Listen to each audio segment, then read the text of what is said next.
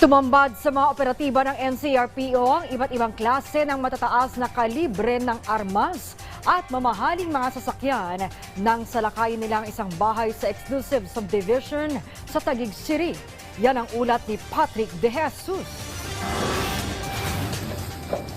Sa bisa ng search warrant, hinalughog ng mga operatiba ng NCRPO ang isang bahay sa loob ng isang exclusive subdivision sa Taguig City.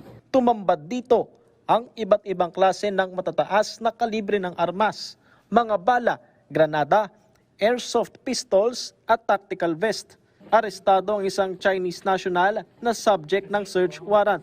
Ayon sa NCRPO, nakatanggap sila ng tip mula sa impormante hinggil sa suspect na kabilang umano sa Philippine Offshore Gaming Operations o POGO. We have some informations and reasons to believe that they are involved in IGL, internet gaming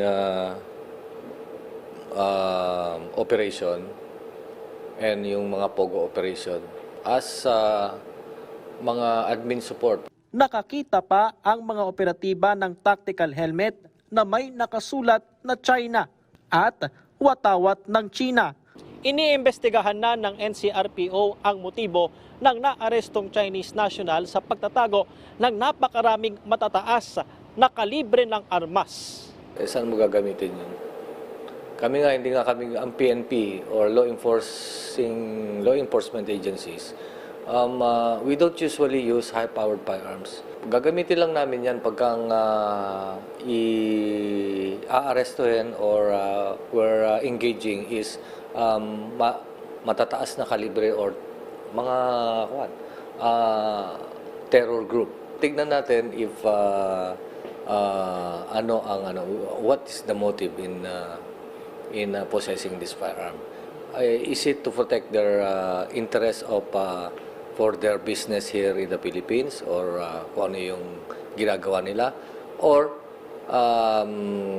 for purposes of picture taking, and what is the source? Where is the source? Who is the source of this firearm? Lalabas din yun. Nakikipag-ugnay na rin ng NCRPO sa Bureau of Customs at LTO hinggil sa nakuwang McLaren sports car na may improvised plate na tinatayang nagkakahalaga ng 30 milyong piso at tig isang unit ng electric SUV, sports bike at electric bike na walang mga kaukulang dokumento.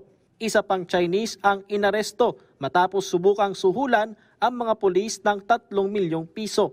Nasa kustodiya ng pulisya ang mga inarestong suspect at sinampahan ng reklamong paglabag sa Comprehensive Firearms and Ammunition Regulation Act at corruption of public officials. Patrick De Jesus para sa Pambansang TV sa Bagong Pilipinas.